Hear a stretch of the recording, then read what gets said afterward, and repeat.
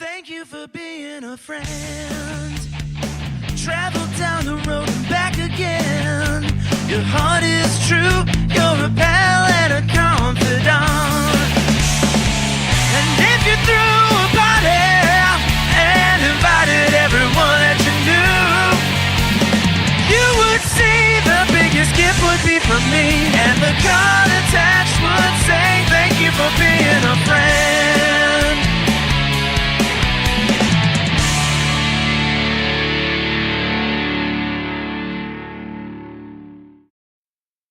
We are the ones who don't know what we're fighting for. Give us a gun and send us all off to war. We are the ones who grow up in violent homes.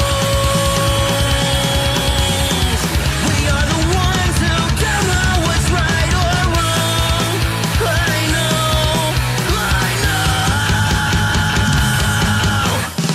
We are the ones who were born into war. We are the ones who just don't give a fuck no more. No more. We are the ones who don't know why we're losing score. Give them a badge so they could send us to the morgue. Yeah, we are the ones who are scared to walk out the door. We are the ones who don't know what we're dying for. I know.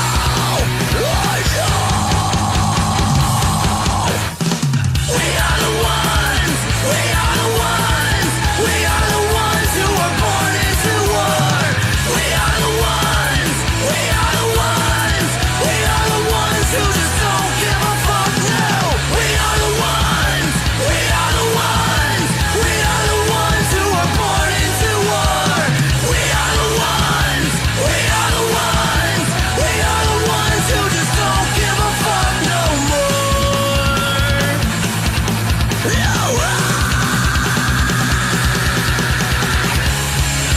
Get off this fucking neck. That makes you know.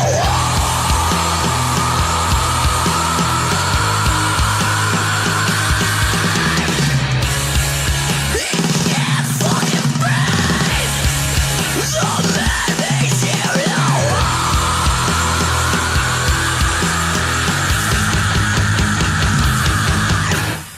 We are the ones who were born into war.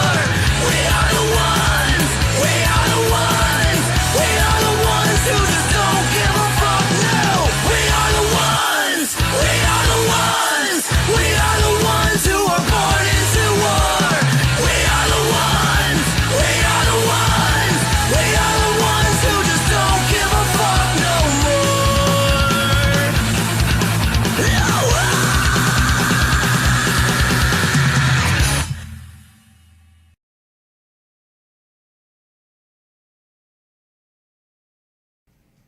Warning. This podcast features adult subject matter, adult language, and things not meant for children to hear. Viewer discretion is advised. You've been warned.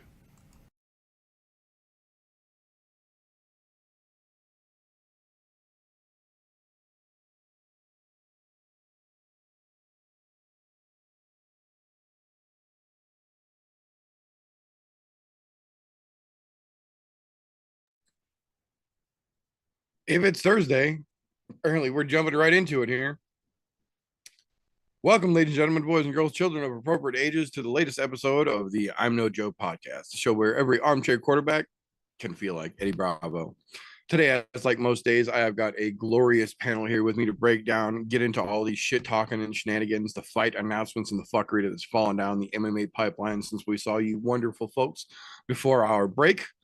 Before we get into all that, though, first and foremost, gentlemen, how the fuck you doing over there? We're here. That's a start.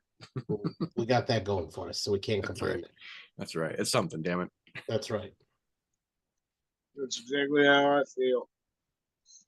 Wiped the fuck out, ready for the weekend, but we're fucking here. Hell yeah. Excuse me.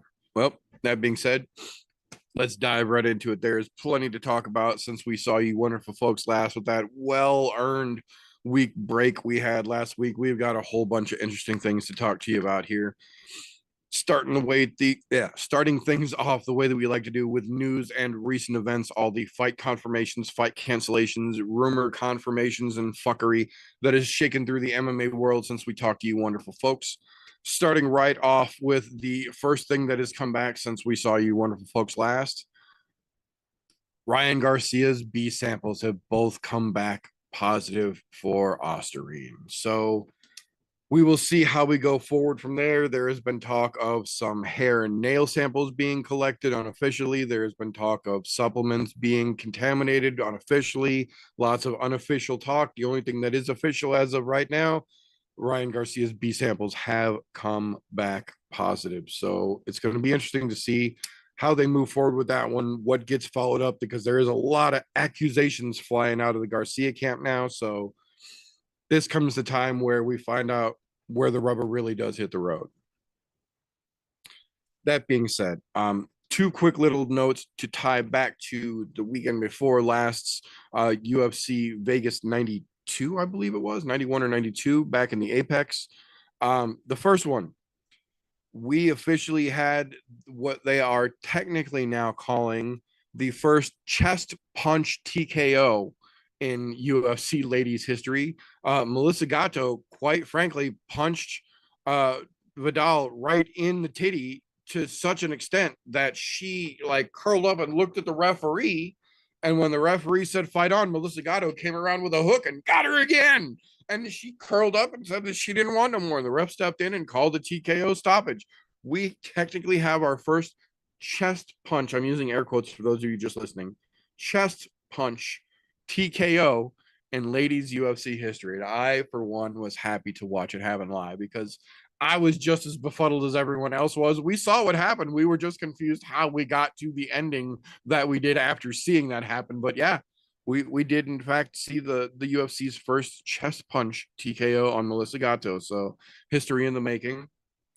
The other one that was not as fun, excuse me, from that particular card was one that I was actually personally very happy to see called. I wasn't happy to see it happen, but I was happy to see it called as quickly and as accurately as it was. That was poor Carnelossi getting absolutely fucking smashed in the face twice, clearly intentionally from Pereira, however the fuck she says her name, Pereira Rodriguez. Carnelossi had to undergo surgery for the smashed orbital that she got. This was in the Apex. So we had all the cameras, we had all the instant replay, we had all the slow motion. You could see from every angle. The first headbutt was clearly intentional. The referee saw it and called her on it immediately, said, "That's a headbutt, don't do it again." And she rears back and slams down a second time and cracked her.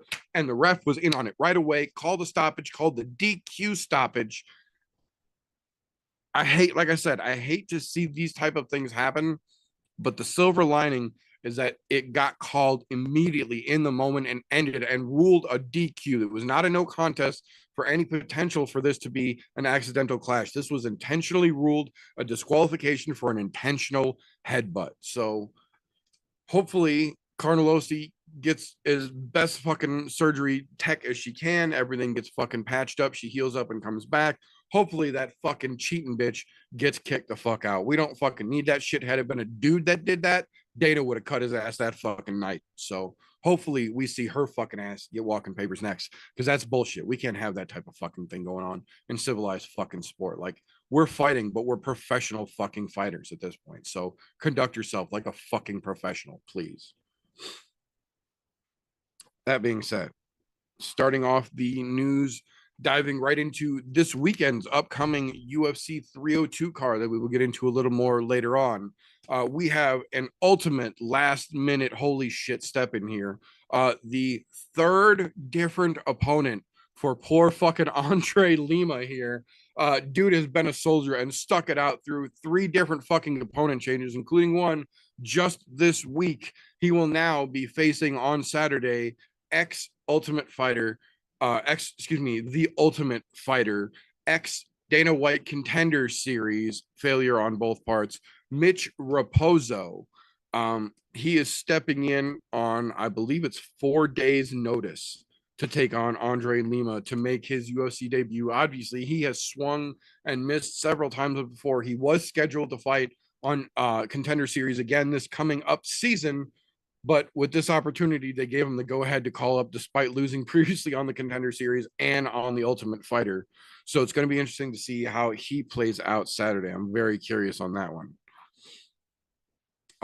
2 weeks from now, 2 weeks from Saturday, June 15th, down in Rio de Janeiro, takes place another historic event here, the final walk for Anderson the Spider Silva. He will be taking on none other than the bad guy himself, Chael Sonnen, in a boxing match down in Rio, and not just any boxing match, his final combat sports competition of his career, period. He is officially retiring from combat sports, win, lose, or draw at the end of that.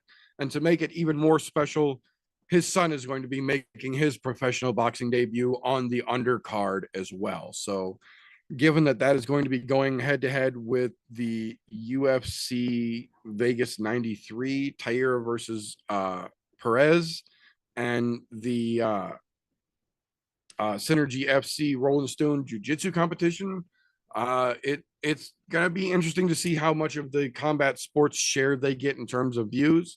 Replays, I'm sure, are going to be off the charts, but good to Anderson for going out on his terms, his way, his match. He called his final opponent. Of course, the bad guy said yes, so it's going to be interesting to see how it plays out, but it's nice to see Anderson get to go out on his terms here.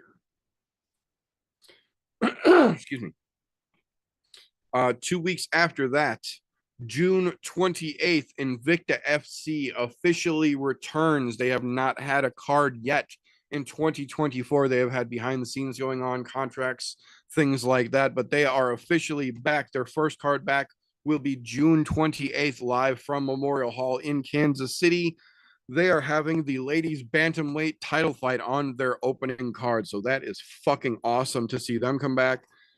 I think at this point, almost 2/3 of the ladies UFC roster came directly or in the process of going through Invicta FC. So it's always fucking cool to see them back at it. There was a little worry that there might be a problem. Apparently that was all just rumor and speculation. They're good to go. They're back at it. Titles are getting back up on the line. Things are getting back in action. Fucking A. Love to see Invicta FC getting back at it.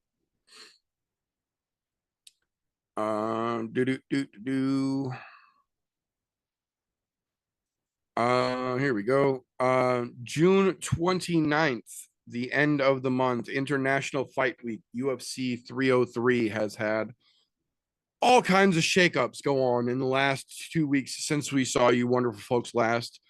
First and foremost, starting out up at the top, we found out last week during the break, Khalil Roundtree had reported himself to Jeff Nowitzki and the drug testing commission that one of his supplements he had been taking might have been tainted.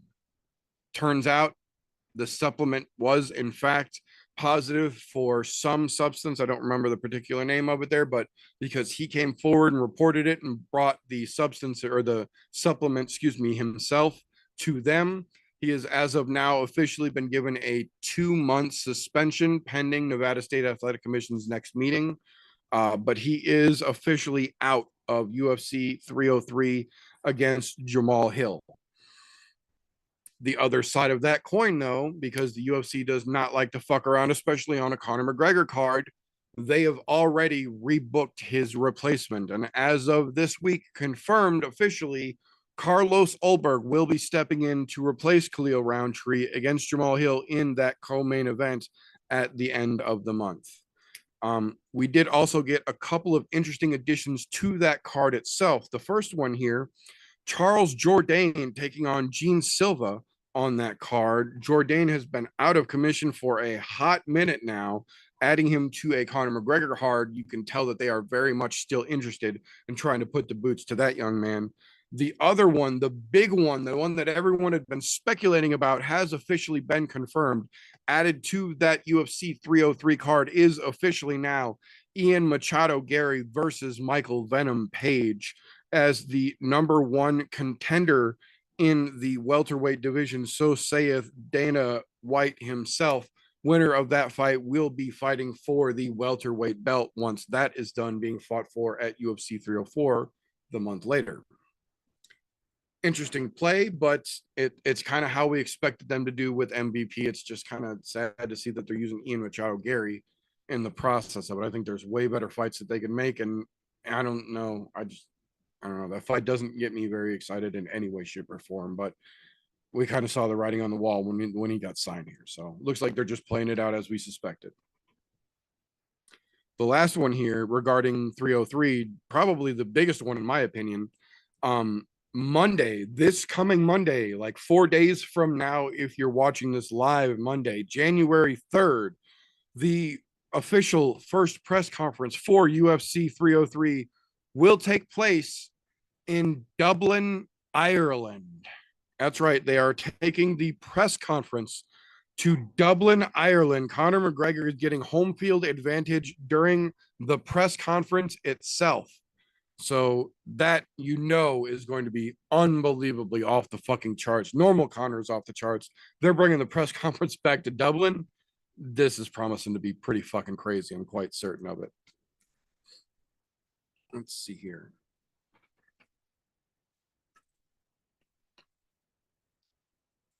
Speaking of the UFC 304, the following month, Manchester, England, July 27th. You kind of figured they're going to stack it with locals. They're doing that. They confirmed it for us this week.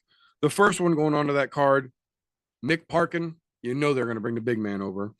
Taking on Lucas Bresky. Interesting big man. Could be fun. Most likely to be less of a walrus slap fight than it would anywhere else, considering they're bringing Parkin back to England. Still a chance, but I would say less than normal. The other one, again, you know they're bringing them all home. Nathaniel Woods taking on Daniel Pineda. Great fucking fight, in my opinion. Little guy's always fun. And then the big one that we've all kind of been waiting for, they did in fact confirm this week that Meatball is indeed getting back at it. You can't have a card in England without putting the meatball on it, apparently. So Molly McCann is getting back in action, taking on Bruna Brazil. So once again, they are carrying on the tradition of throwing a can to Molly McCann in England to get her to get a crazy fucking performance. Going to be interesting to see how they round that card out, how that card plays out, considering they're going to do that card. I believe they said it's at 4 a.m. starting time or 3 a.m. starting time local. So that way it's normal time for the US fans. Interesting that they're doing that, considering that the title is being fought for by the UK champion in the UK, and they're still going to make him fight at like 5 o'clock in the morning. But UFC is going to UFC. We all kind of know that. That being said, August 3rd is officially going to be the UFC Abu Dhabi card. They're calling it a fight night. It is not technically a pay-per-view. It's going to be one of those in-between gray area cards, I say in air quotes for those of you just listening. I think they're going to broadcast the prelims on ABC again, and then the main card itself will be one of those ESPN Plus fucking weird deals. But they are adding fights to that card to make it relevant at this point. The first one we got confirmed this week, Chito Vera versus Figgy Smalls. Davison Figueiredo versus Chito Vera is a fucking spectacular fight, in my opinion. Why they're putting that one in particular on the Abu Dhabi card, I'm not sure. I'm here for the fight no matter where they fucking put it, though. So that's going to be a great fucking matchup, and it's going to tell us a lot about both of those gentlemen at this point in their career as well. But the big ones, the one that Dana White had to come out himself and make a personal announcement about, the 5-round co-main event for this Abu Dhabi card will be Nick Diaz versus Vicente Luque. Yes, Nick, not Nate. Nick Diaz is coming back after having not fought in 3 years, having not won since 2011. Nick Diaz is climbing back into the octagon in Abu Dhabi. It's going to be an interesting one to say the very least. The other one that's going to be interesting to say the very least is the return of Tony Ferguson taking on Michael Chiesa at welterweight. Tony's officially moving up. This is a fight that a lot of people thought would have been great a long time ago at lightweight when both of these guys were in their prime down there. At welterweight now, I'm not really sure what version of that fight we're going to get. But honestly, as strange as it sounds, I heard somebody else say it Monday on a different podcast, and I absolutely echo that sentiment.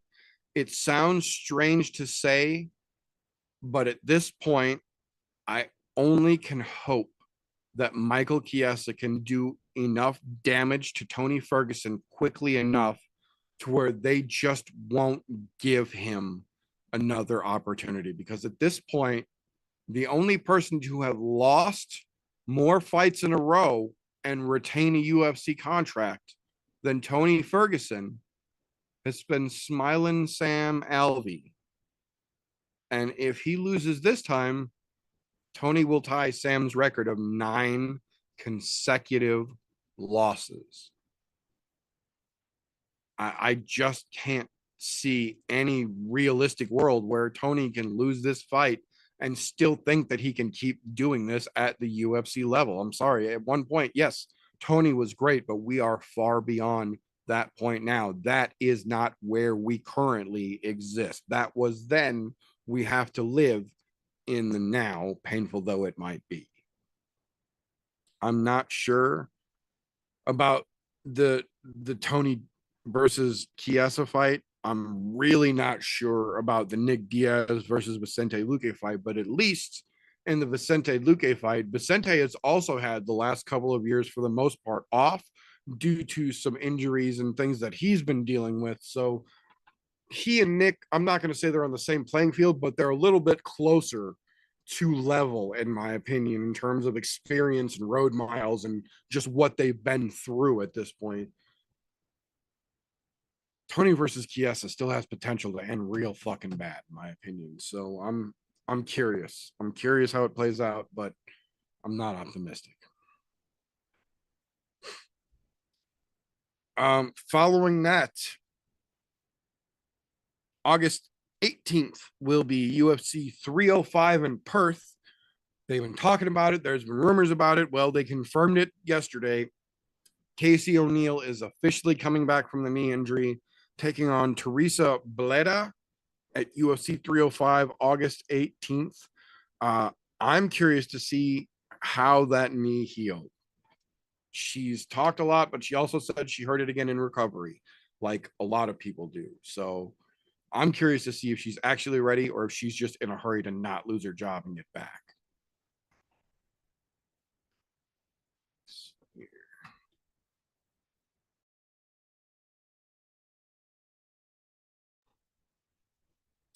Oh, here we go. We knew there was a clause. It has officially been activated. Tyson Fury, words, versus Alexander Usyk 2 will officially take place December 21st back in Riyadh, Saudi Arabia. They're taking it back over there, of course. We knew there was going to be a rematch. Either way, that one landed pretty much. So with Tyson getting the loss and still screaming publicly that he should have won, we knew that was coming. So it is officially there. Two things here real quick. Over the last 2 weeks, there have been, I want to say half a dozen, there may be more than that, but half a dozen that I know of for certain that I have seen, PFL / Bellator fighters who have been on Twitter, Instagram, Facebook, everywhere social media that they can be, literally clamoring, trying to get a fight, saying they've been asking for a fight. They've not been given a fight. They've not been given a reason why they're not given fights, just that they're not being booked and they're tired of it. They either want to fight or they want out of their contract. They're all tired of sitting in the dark doing nothing. They're all professional fighters that want to fight. Well, they made two plays on those big announcements by fighters this week.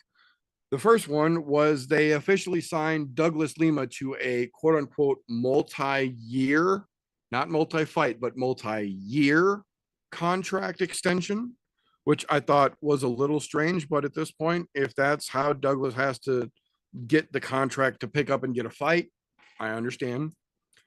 But the other side of that was the other announcement that they made was the other fighter who was saying essentially the exact same thing that Douglas Lima was, and that's Gegard Mousasi. And instead of giving Gegard Mousasi the multi-year contract extension, they've released him from his contract and wished him the best on his future endeavors. I'm not sure which of those is a worse look. Trying to take someone like Douglas Lima, who I personally love, but he is very clearly closing in on the end of his career, and signing him to a multi-year, not multi-fight, but multi-year extension to drag him out while letting Gegard Mousasi go. I don't know. I don't know. Neither one is a good look. Couple here that I don't really want to talk about, but they all three deserve to be mentioned, in my opinion. I don't always try and bring the most popular news here, but I try and bring things to this news segment that I feel are relevant that fight fans need to be aware of. And these three things are all very relevant that fight fans need to be aware of, in my opinion. The first one, I'm not even going to say the gentleman's name. Haley Cowan's husband / coach was officially arrested last week and has officially been charged with indecent exposure with a child, including sexual contact. If you would like to know the details of the story, please feel free to look it up yourself. I'm not going to give you any more information other than Haley is still out on injury right now, and we better not see that motherfucker in her corner in the UFC any fucking time soon. I don't care. Until these charges are completely dismissed and exonerated, that motherfucker better not be seen anywhere near the UFC again. The way that they've played the bullshit with the James Krause situation and all of those fighters, for this motherfucker to have gotten arrested for some shit like this, that motherfucker better not be seen near any UFC fighters, any UFC events, anything. That motherfucker is persona non grata until otherwise. That being said, moving on from that piece of shit, UFC and BKFC veteran Gene Herrera unfortunately passed away this past week after being involved in a very, very gruesome motorcycle accident over the past weekend. Obviously, thoughts go out to him and his family and everyone else involved in that one. You never want to hear something like that. Unfortunately, the last one that I've got here isn't much better. It's actually even a little bit worse if it could be. Cage Warriors veteran Connor Hitchens unfortunately passed away this past weekend at the age of 26. They are not publicly disclosing his cause of death. And we're not going to dig into it. The young man was 26 years old and he's not here anymore. And that's all that really matters at this point. Obviously, our thoughts go out to everyone involved, him, his family, and everyone directly associated with them. Not fun news, but those gentlemen fought and they deserve their names mentioned, in my opinion. So sad news, but both of them deserve their time. So that being said, that is what I have got for news for this week. Either one of you gentlemen have anything that I might have missed?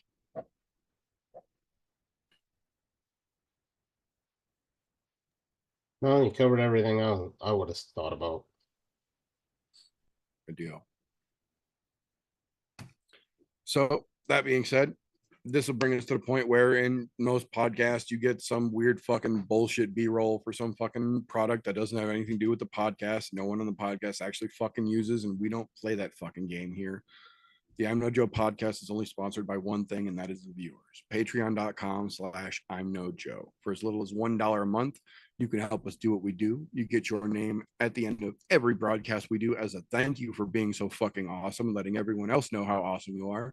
You also get unfettered access to the behind the scenes, unaired, and literally unairable nonsense this show produces. And trust me, it's there and it's good. It's too hot for OnlyFans, but it's not too hot for you if you help us do what we do around here.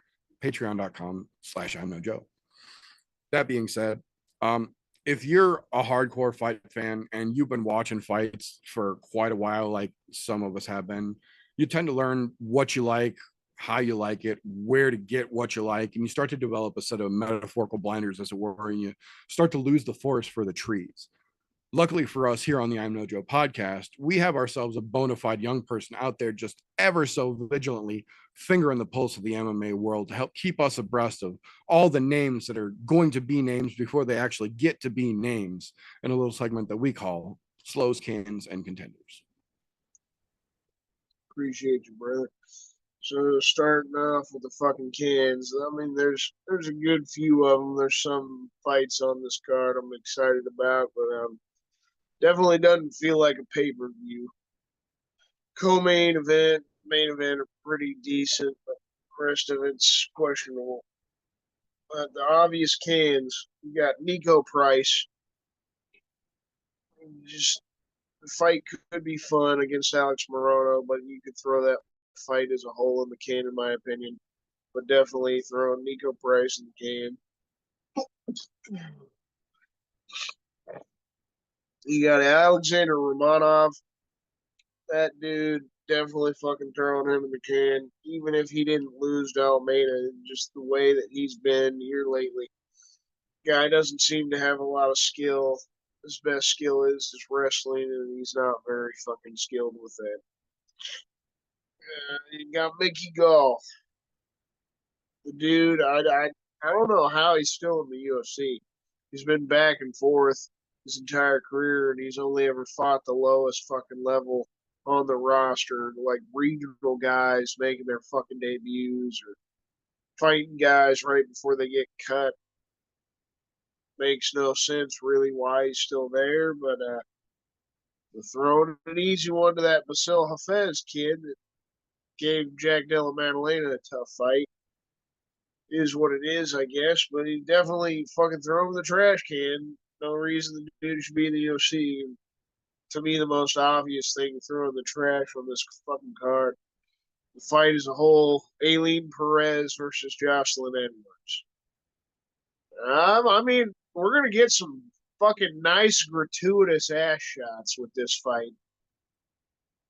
And they do have a little bit of a beef, so you can hope that maybe they actually hurt each other a little bit since they don't like each other. They fought each other a little bit before at the PI, but I got nothing about this fight that I'm excited for, other than the gratuitous ass shots and Aileen Perez twerking if she gets the win. I mean, this is the best thing I can hope for.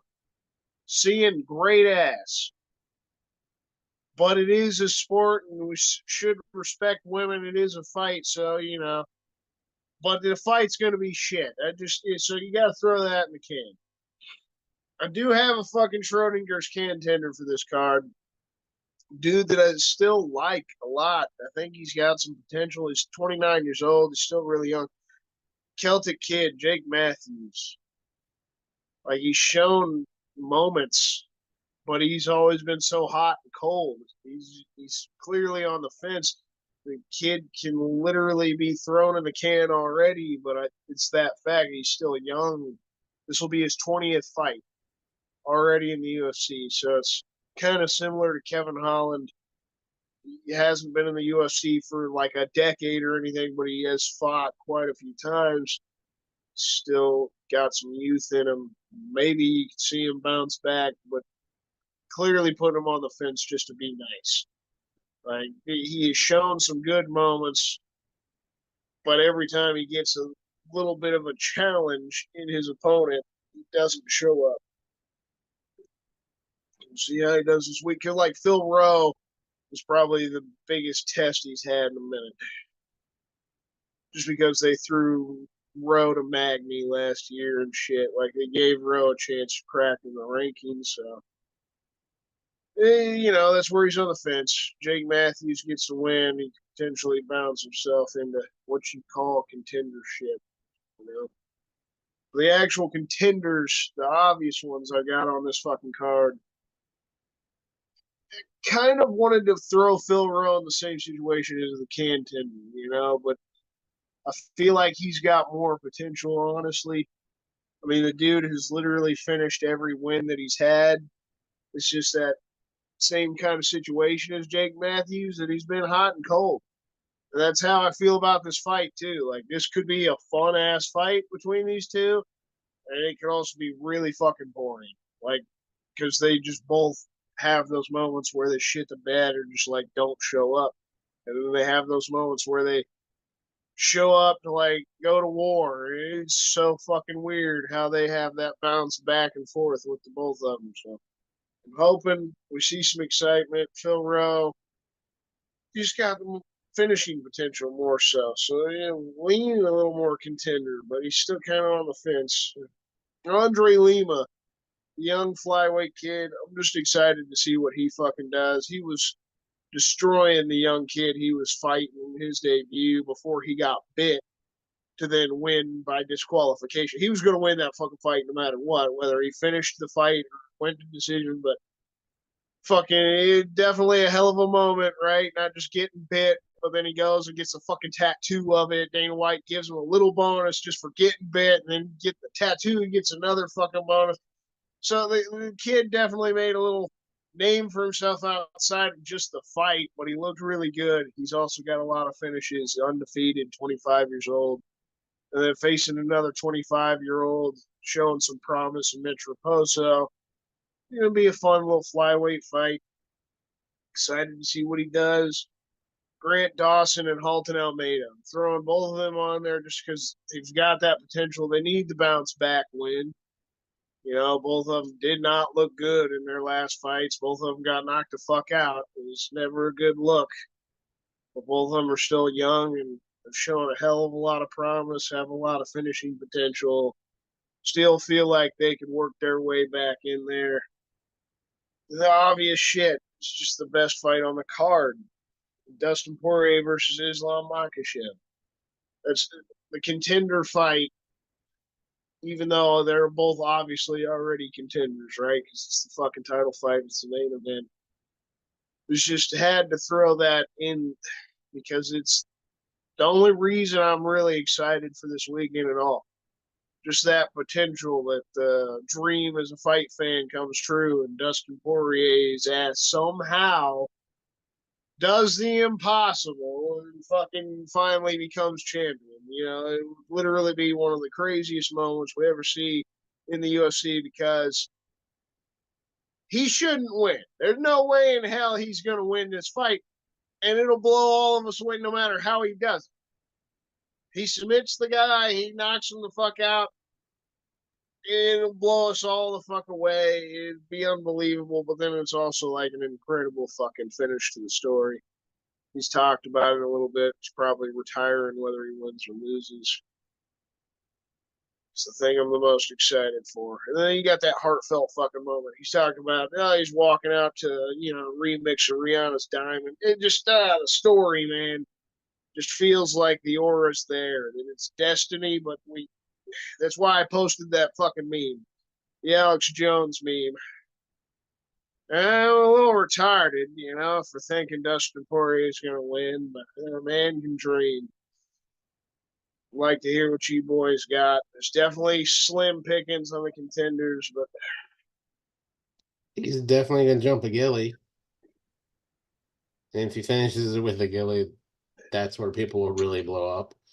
And his coach is going to cuss him out, too.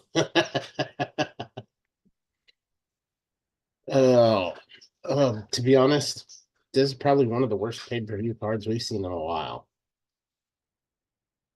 The only thing that's holding this together is that main event, because nobody actually wants to see the co-main. Sean Strickland, Paulo Costa doesn't mean dick. Even if Strickland beats the brakes off Acosta, he's not getting another title shot. Sitting number 1 ranked or not, he's got a long road ahead of him if he ever gets another one.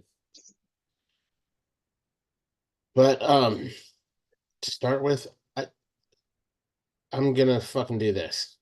The entirety of the early prelims go directly into the can category. Every fucking one of them. Mickey Gall should not still be in the UFC. He should have been long gone. He was a poster child of why you don't bring in fucking people from the WWE that have no background in combat sports whatsoever to fight. That's all he was for. That's it. That's probably the only reason he still has a fucking contract. And of course, I don't have to say anything about the women's fight. I guess there's nothing to say about it. Jocelyn Edwards should be long gone by now. But for some odd reason, she's still dangling here like a poop that's stuck in your dog's butt hair. You just want them to shake it and make it go away, but they don't notice it's still there. Apparently, they think we don't notice, but we do. Get rid of it. Shave that dog's asshole so that way we don't have to look at it anymore. And who the fuck is Mitch Raposo and Andre Lima? Who the fuck are those guys? Oh, yep, that's right. Old bite himself. But still, as a whole, doesn't fucking matter. Just because you get bit and win by fucking bite doesn't mean you should get on a pay-per-view. You haven't earned that fucking right. I am going to say I think Jake Matthews is going to be a contender this week. I do have a little faith in the kid, not a lot, but a little bit. There's something weird about him that just kind of stands out to saying, I feel like he hasn't found his stride, but I think Phil Rowe might be the guy that helps him find his fucking stride. So I'm gonna put Jake in the contender spot this week, even though it's kind of against my better judgment. And I'm gonna put my Schrodinger's contender in Roman Kopylov. I don't know what the fuck is happening with that guy. He's really hot, or he's really fucking not. I mean, he was on a fucking tear of just knocking people out left and right, and then gets subbed in his last fight out. So Schrodinger's contender. See what kind of bounce back he does after a loss. Maybe that was that learning fucking curve that he needed, that you can't just try to knock everybody out in the first round, even though it works quite well when it happens. But they're also feeding him a Cesar Almeida who's, well, pretty lackluster at best. So, I mean, that loss definitely derailed his hype train, that's for sure. And as far as legitimate contenders on this card, I don't know that there is any. I want to throw the co-main event into the can category. Because it's not that I don't like Sean Strickland, but I really fucking hate Paulo Costa. Like, there's something about that dude that just screams douchebag to me. And, well, Sean Strickland's gonna Sean Strickland. He has fucking legitimate diarrhea of the mouth. He opens it and shit just falls out. But sells fights, makes money for them. But as a whole, fight doesn't mean anything. That's why it's going into the can fucking section. Not saying that the fight won't be good, because it should be decent. Both of them are fairly decent fucking, I'll say, fighters. We'll just leave it simple. They're both decent fighters. Obviously, Sean Strickland's won title, so he had to do something right to dethrone Adesanya. You know. And I really don't fucking know. And actually, I want to put Nico Price in the Schrodinger's contender too, because that motherfucker is hot or cold too. You never know with that son of a bitch. Till the fucking box is open, we have no earthly idea. And while an aging Alex Morano, he can get fucked too. Because to be honest, neither one of them have done shit to stay relevant as of lately. So that whole fight, Schrodinger's contender. Something crazy could happen. Something could not. Don't know. But definitely, main event is definitely the contenders fight because it's the only one that's really worth tuning in my opinion. There's some decent fights on the card. Don't get me wrong. I want to watch Kevin Holland talk shit, but who doesn't want to watch Kevin Holland talk shit? The Black Superman. Gotta love that dude. But I think you're pretty spot on with charging down the pipes there tonight, Christian. And very rare that I get to fully agree with you or come close to fully agreeing with you. But like I said, the Nico Price thing, Schrodinger's contender to me versus Cam. Yeah, I definitely agree with a lot of the calls here. I will say I've got a couple of different ones though. I am very curious to see how Andre Lima does with somebody who's not going to bite him. Mitch Raposo is definitely going to be desperate in that fight. I have no doubt about that, but I don't think he's going to get desperate enough to bite him. So I'm curious to see what Lima can do with somebody who's actually going to continue to fight him. Not quite curious enough to call him a contender, but I'm curious. That makes me wonder if he gets a bite on the opposite arm and gets a tattoo, will he get another bonus for having 2 bite mark tattoos on both arms? That's a good question. Does I wonder it if double there's the a bonus? Vegas fucking odds for that. I was just gonna say, I wonder if Vegas has got odds of if Andre Lima's gonna get bit or not. I mean, it's Vegas. I'm sure somebody's got it. I'm curious what those odds are gonna be. That's on your fucking bingo card. Good luck. Right. No, otherwise both of the other fights in the early prelims can go fuck themselves. I don't give a shit about either of those fucking ladies. Mickey's a fucking joke. Bassel's a bad fucking joke. Jake Matthews and Phil Rowe could be a very fun fight for sure.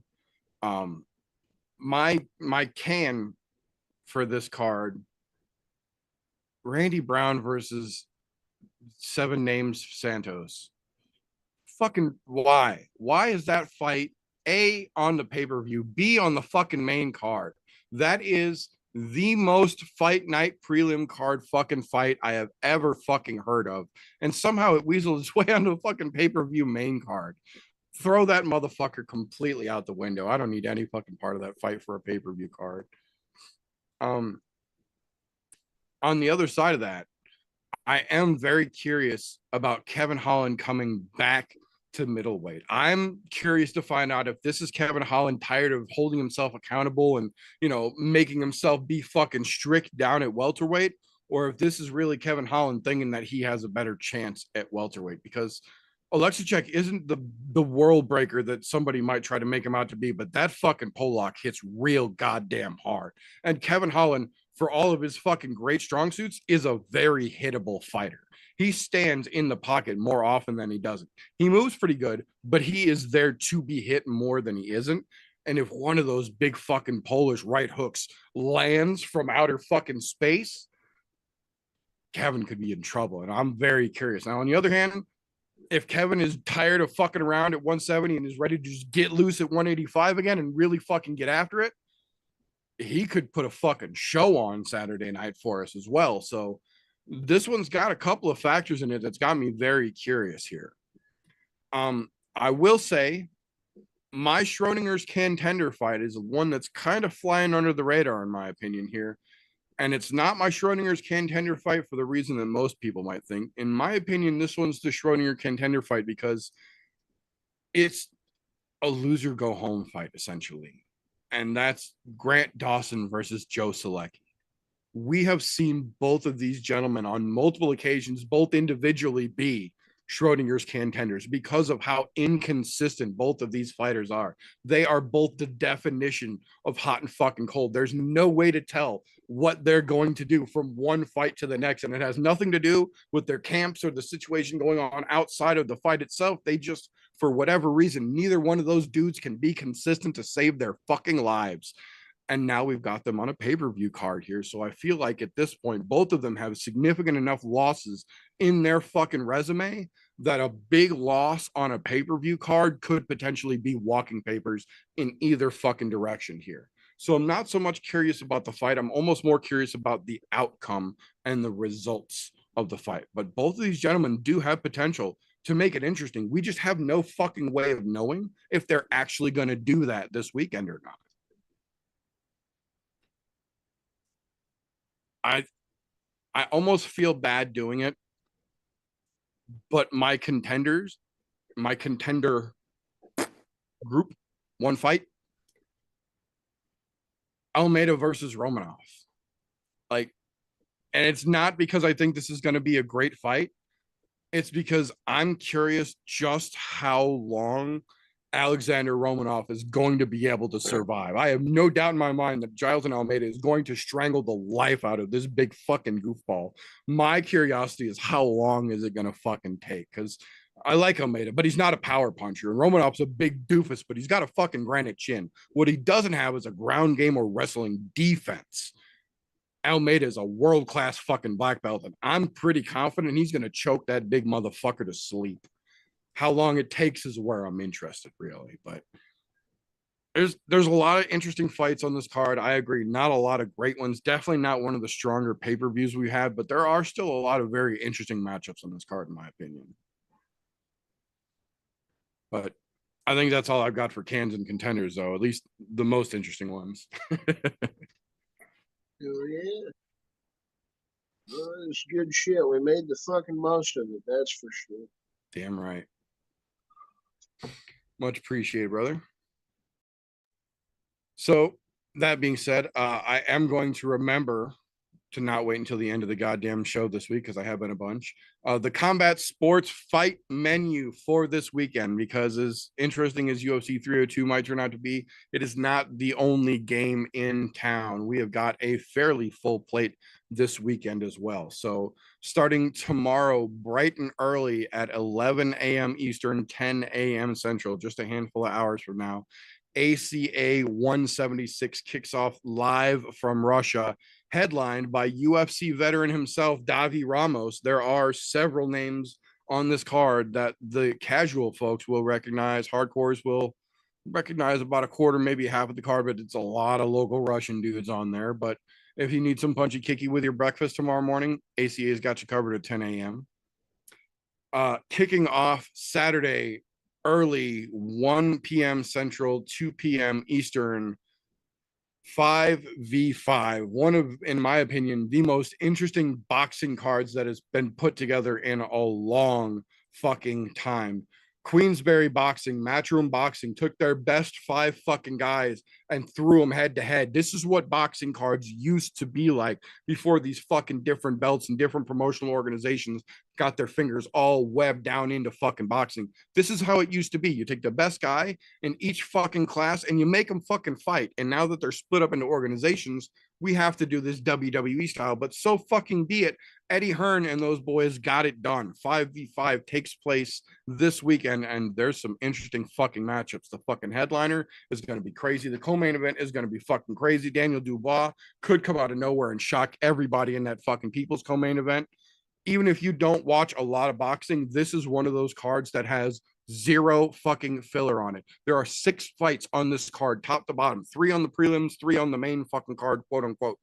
There's not a lot to miss. There's not a lot of fucking around here. This is getting right to the meat and fucking potatoes, and I'm here for it. I'm glad to see at least some part of boxing, cutting out all the frills, cutting out the 93 fight cards that nobody knows anybody on. Take the best motherfuckers and you make that the fucking card.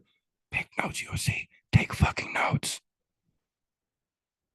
That being said, taking place a little bit after that in the afternoon, live from Newark, New Jersey, 6 p.m. Eastern, 5 p.m. Central Standard, UFC 302 Makhachev versus Poirier kicks off. But for once, that is actually not the final fight card of the weekend. There's actually one going on just a little bit after the UFC kicks off. So if you're looking for something to watch while those bullshit prelim fights are going on, or something in the meanwhile, maybe something after the UFC runs over, Synergy FC 13 live from Memorial Hall in Kansas City, Missouri takes place starting off at 7 p.m. Eastern, 6 p.m. Central Standard Time this weekend. Great fights on that fucking card. Synergy doing big fucking things.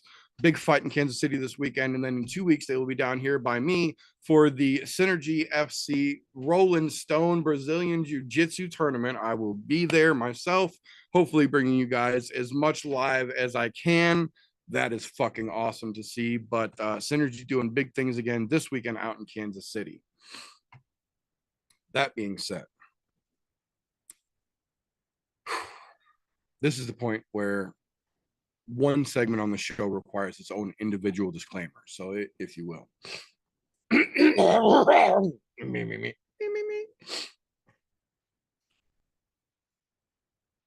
Tapology.com does not in any way, shape, or form sponsor, support, or endorse the I'm No Joe podcast.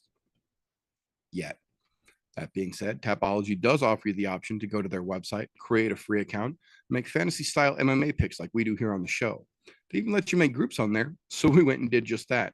We made one called I'm No Bookie. It's all one word, or group 965, however you need to find it. The group is open to the public. You are welcome and encouraged to make yourself an account, join the group, and let us know who the fuck you are so we can hold your picks accountable like we do ours in a little segment we call Tapology with TJ. Welcome back after a fucking week off. Not gonna lie, it was a much needed week off. So let's go back to 2 weeks ago, which would have been the Barboza Murphy card, which not a bad card overall. And I don't mean by the fights, but the way things played out according to the guesses that we made. Want to put that, or I shouldn't say guesses, educated picks that we've made. There's going to be some fuckery afoot here. I just want to make that very clear, so we're going to get that out of the way right off the get-go. If you are a member of our group, and we know who you are, and you have multiple accounts, please remember to make your picks with the same account every time, so that way your points can be included in the current Grand Prix, which we'll talk about in a second. That's just a little disclaimer for those of you in the group. You know who you are. So, as a whole, the group did extraordinarily well. Everyone was 8 or better picks of 12. So everyone was well north of fucking 500. So, start this off here. Don, 9 of 12 correct, 545 points. Takes the W this week.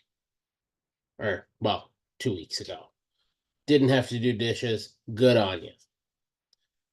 Christian wasn't far behind him with 8 picks correct, 505 points. Followed by Donna, myself, tied right behind them at 8 picks with 480. And Meter himself there. Oh, I take that back. Meter was the fucking halfway mark. I fucking screwed the pooch there. 6 correct. Still managed 465 points, which is crazy because Vin Dog the Booty Hog got 8 picks correct, but comes in 10 points shy of Meter, getting the Trip Over Your Dick award for the week at 455.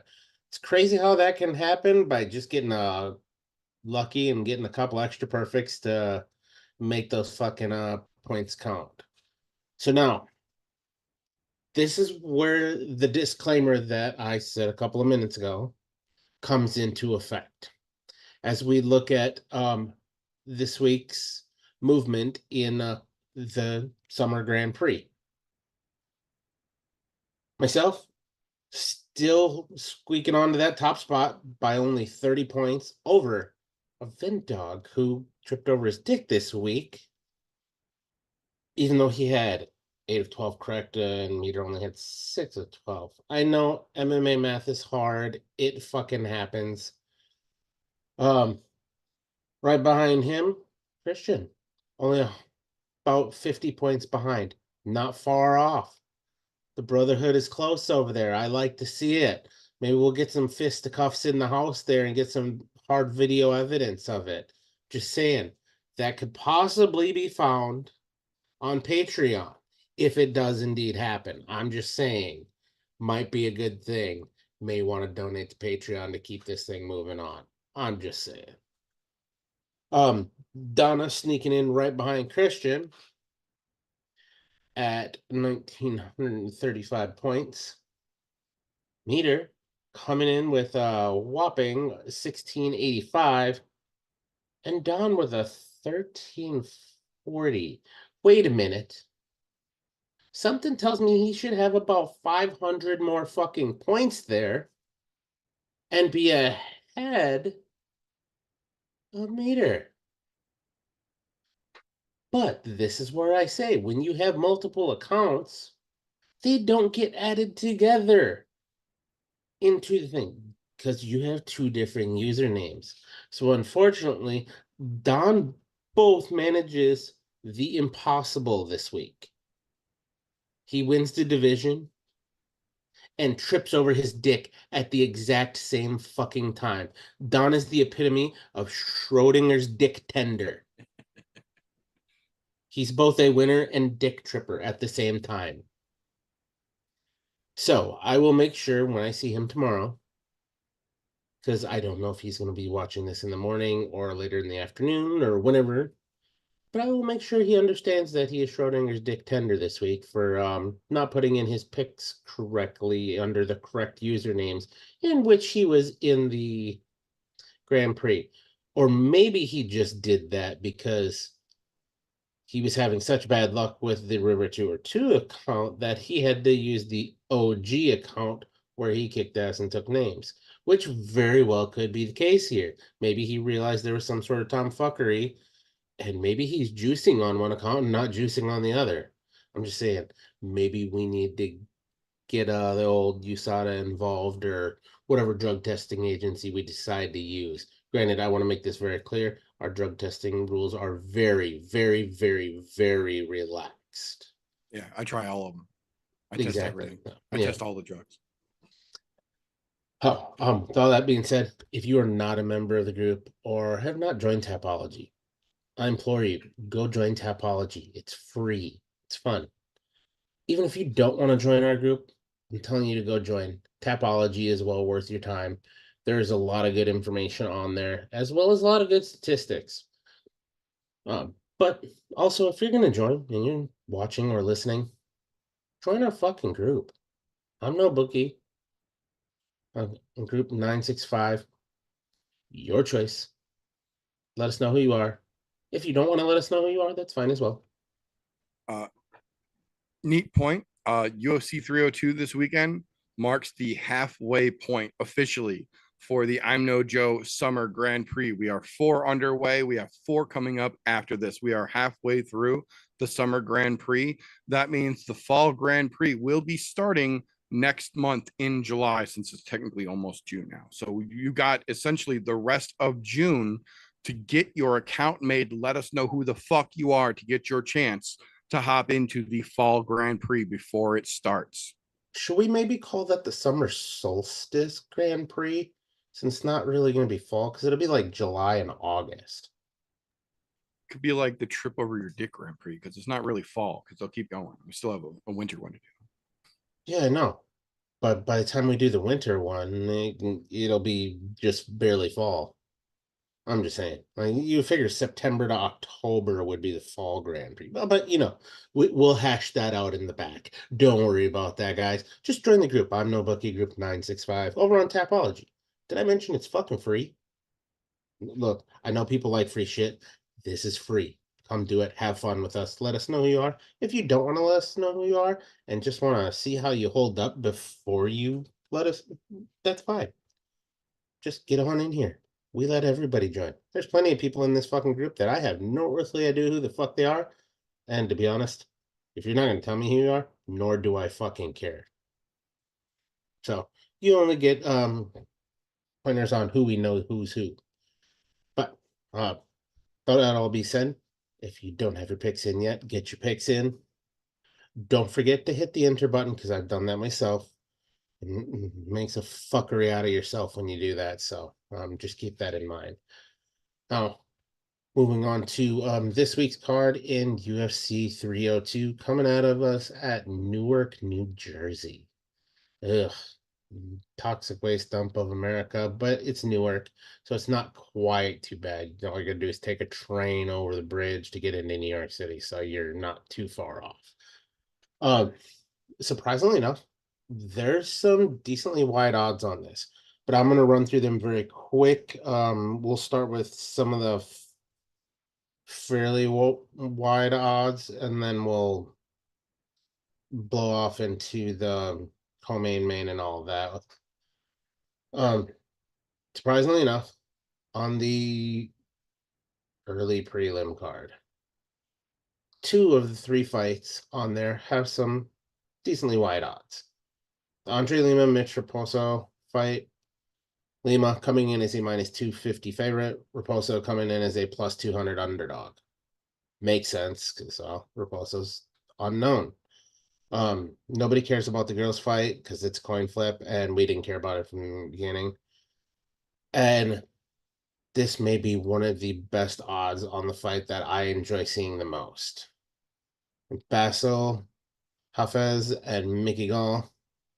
They have Gall coming in as a +310 underdog over a under a -400 favorite in Hafez.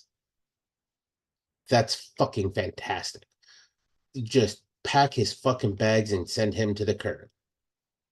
Do not bet the fucking house on Mickey Gall. It's a bad fucking idea.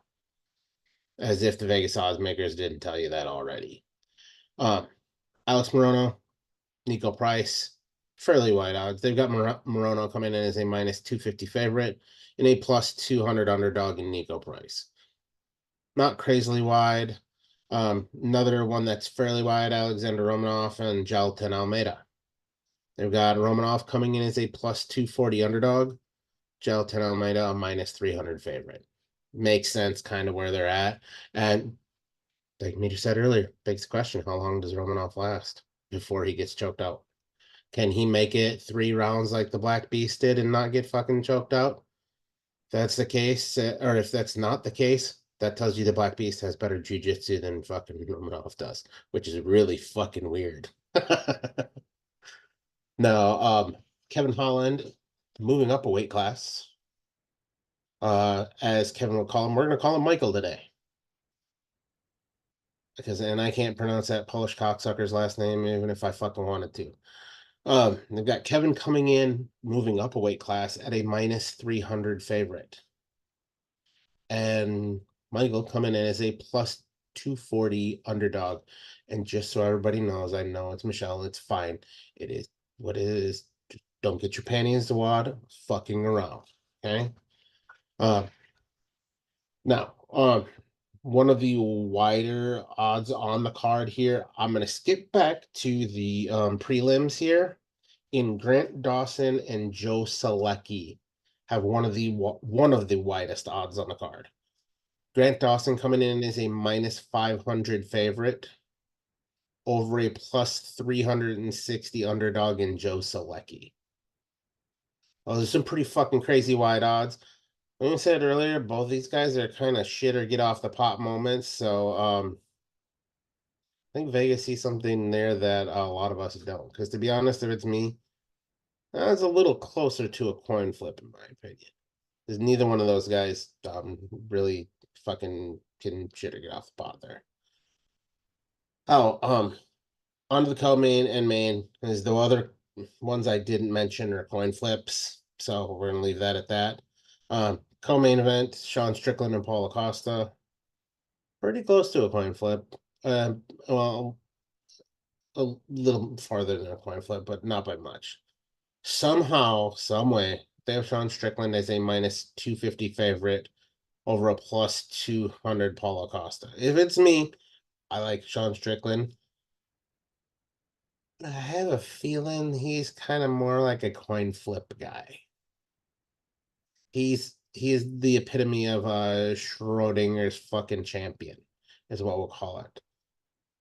There's a possibility of him becoming champion. There's a possibility of it not.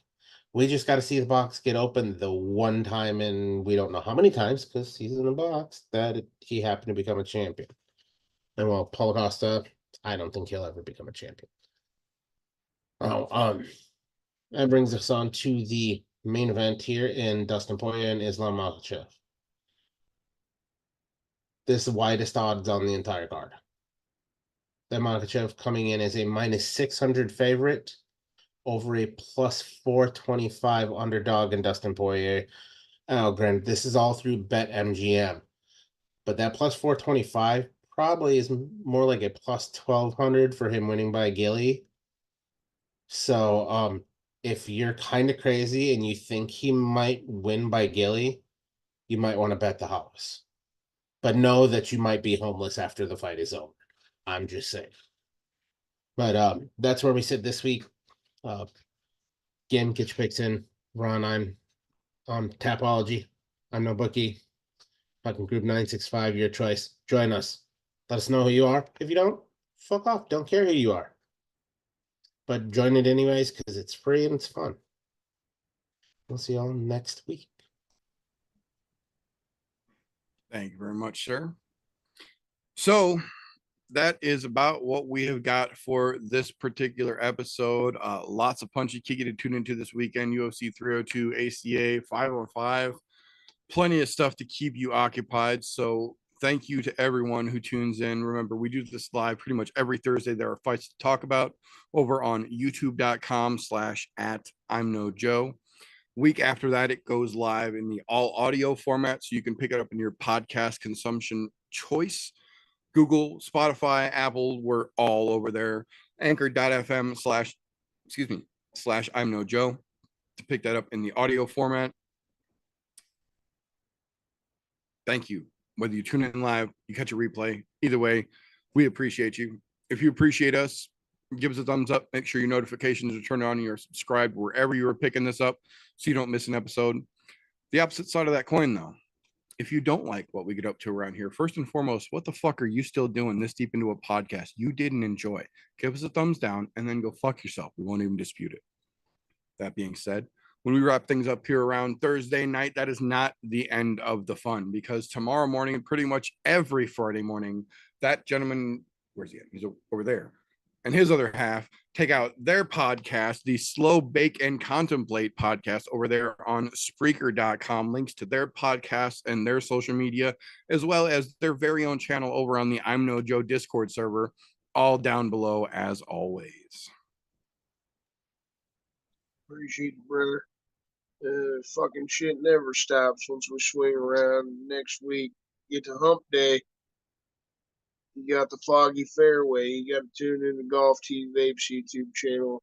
If you're into fucking vapes and all, you want to learn some recipes, some mixes, you just want to chill, have a good time, make sure you show up, give the brother some love. Around 9:30 every fucking Wednesday night. Down in the description, all the links to everything else Golf Tea does as well. Thank you, brother. I want to add a caveat to that. I'm taking a hiatus currently. I'm taking the time away. I'm taking PTO from YouTube is what we'll call it. It's PTO. I'll be back on the 19th of June is when I will be live again. But for the next couple weeks, you can go on over to Adam Blarzik's channel and catch what would be my normal time slot. He'll be doing mixing and things of that nature over there. Now, to round this all out, I want you to know, if you haven't figured it out by now, the meter does many things. In fact, he does very many things. If you want to find out all the many things the meter does do, go down below. There's a couple link trees. 1/I'm No Joe. 1/ the meter does many things. Your choice which one you click on, but I can guarantee you, you're going to find out every one of the multiple many things that the meter does do. Go click on those links, have some fun, and can't wait to see you next week. Thank you very much, sir. Much appreciated as always. That being said, that is pretty much all we have got for this particular episode. Thank you again to everyone who tunes in, whether you catch us live or you're catching a replay. We appreciate you just the same. But that is all we have got for this particular episode. So until next time, boys and girls, remember, don't let ignorance stop you. You can root for anything, unless it's paying a porn star with public money. Dumbass.